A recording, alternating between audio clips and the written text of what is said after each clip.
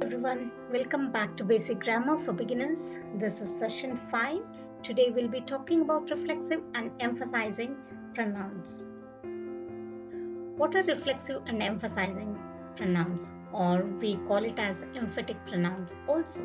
These are self pronouns. When the action done by the subject reflects back to the subject, it is called reflexive pronoun.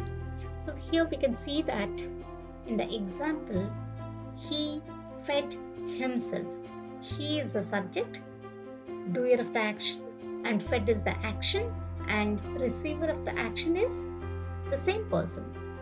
Doer and receiver of the action is one and the same, so it is reflexive pronoun.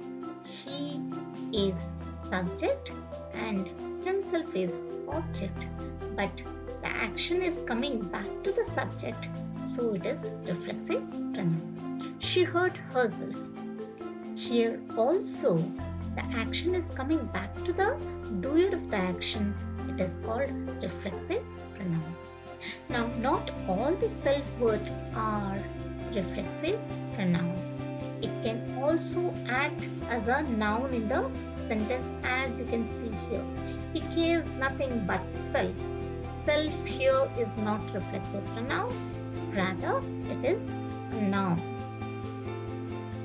What are emphatic pronouns or emphasizing pronouns? The word itself denotes what it is. It is to make more emphasis or to make subject or object more strong. We use emphatic pronouns. It is the combination of pronoun and self words.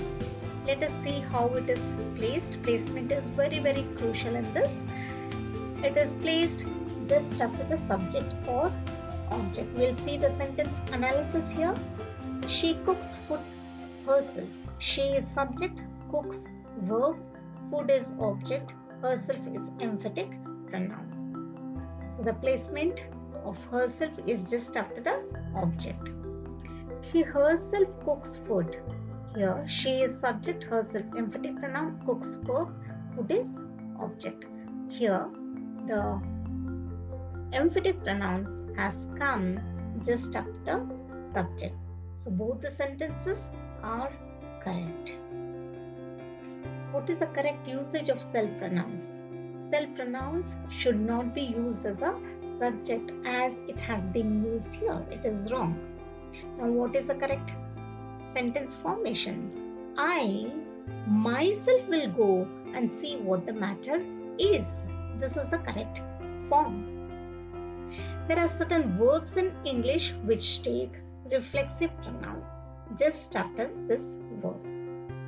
Only thing is, you should not use this in passive form. It should be used only in active form. You can see the examples here. Absence, availed, tried, addressed. These are in correct form. This is in active voice. But if you use this in passive voice, it becomes a blunder, as it has been told in King's English. Now let's practice. You need to identify whether these words are reflexive or emphasizing. You can pause the slide, write your answers, and then check your answers in the next slide. Here are the answers.